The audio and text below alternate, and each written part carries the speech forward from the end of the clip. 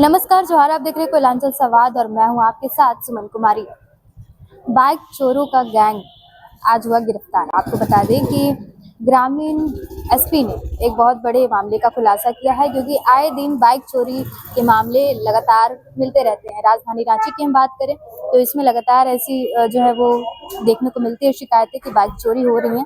और आपको बता दें कि इसी चीज को लेकर आज 7 अपराधियों को गिरफ्तार कर लिया गया है बाइक चोरी के मामले में, और 12 बाइक जो है वो बरामद की गई है। उनका ग्रामीण एसपी का साफ तौर पर कहना है कि वो 2017 से इस काम को कर रहे थे और 2026 यानी कि 9 सालों तक वो लगातार इस काम को कर रहे थे, और 1 महीने के अंदर ही उन्होंने जो है वो 12 बाइक जो है वो बरामद किया है।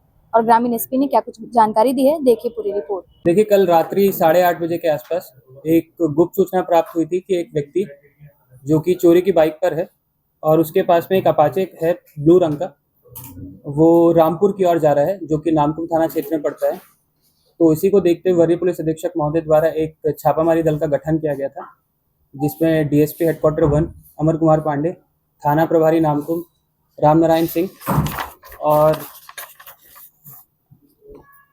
सब इंस्पेक्टर मिथुन कुमार, जयदेव कुमार, शशि रंजन, उज्जवल कुमार सिंह, सत्येंद्र सिंह, तारकेश्वर प्रसाद केसरी, जो कि सभी पदाधिकारी नामकुम थाना क्षेत्र के हैं। सूचना का सत्यापन हेतु इस टीम के द्वारा जगह जगह पर एंटी क्राइम चेकिंग चलाई जा रही थी। उसी दौरान नामकुम थाना क्षेत्र का सिद्रौल जोड़ा मंदिर है, उसके पास में एक एंटी क्राइम चेकिंग लगाई गई थी, और उसी समय एक व्यक्ति जिसके पास में एक ब्लू रंग का अपाचे बाइक था, उसको हम लोगों ने पूछताछ की। पूछताछ करने के उपरांत उस व्यक्ति के द्वारा अपना नाम अभय सिंह उर्फ मन्नू सिंह, जिसकी उम्र करीब 32 वर्ष है, ये नाम बतलाया गया।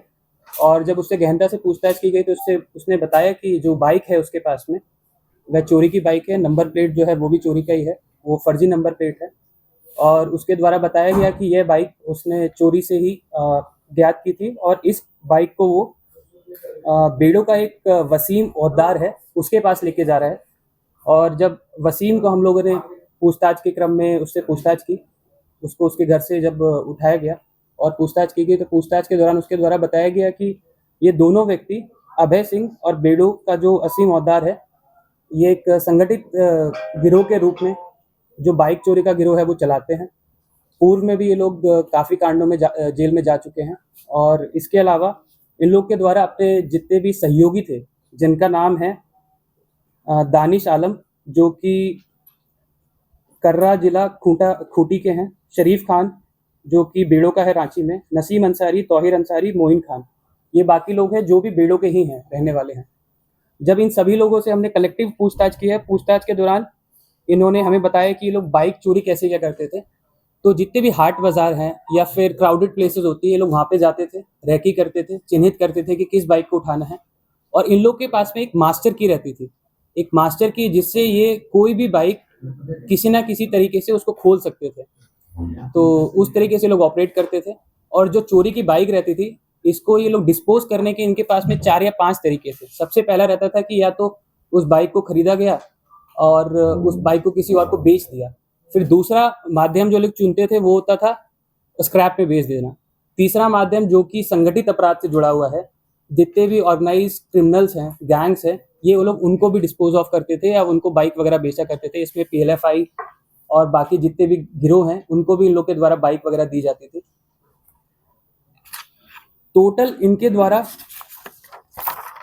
12 बाइक्स हैं जो इनके द्वारा रिकवर करवाई गई हैं, और इनके द्वारा बताया गया है कि इनकी संलिप्तता थी इन बाइक को चोरी करने में, और फिर चोरी करने के बाद इनको डिस्पोज करने में, नंबर प्लेट फर्जी चढ़ाने में, कहीं ना कहीं पे इंजन को काट लिया जाता था किसी बाइक में, और किसी का जो चेसिस नंबर है वो चेंज कर दिया जाता था। इस क्रम में इन लोगों ने टोटल 12 बाइक्स रिकवर करवाई हैं, जो हमने ये नामकुम के 4 केसेस हैं वो इसमें डिटेक्ट हुए हैं, और टाटी सिल्वे का एक केस है जो इसी क्रम में डिटेक्ट हुआ है। तो टोटल 5 केसेस जो कि पिछले 2 या 3 महीनों में रजिस्टर हुए थे चोरी के, वो सारे के सारे केसेस हम लोग के डिटेक्ट हो गए हैं।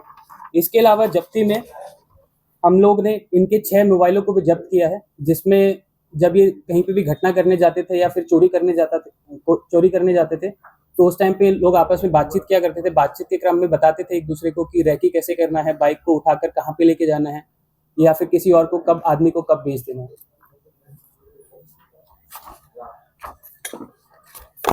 तो अभी टोटल 12 बाइक बरामद की हैं, दोबारा बताना चाहूँगा, और इसके बाद हम लोग इन्हें पुलिस रिमांड पे दोबारा लेंगे, और 12 के अलावा भी हम लोग को लगता है कि तकरीबन आधा दर्जन बाइक और रिकवर ये लोग अपने में कराएंगे। कमाल किसी आपराधिक घटनाओं में अंजाम दिया गया उसको जानकारी तो इन लोगों ने जो बाइक दिया वो संगठित गिरोह या PLFI इस्तेमाल करके घटना में इस्तेमाल किया।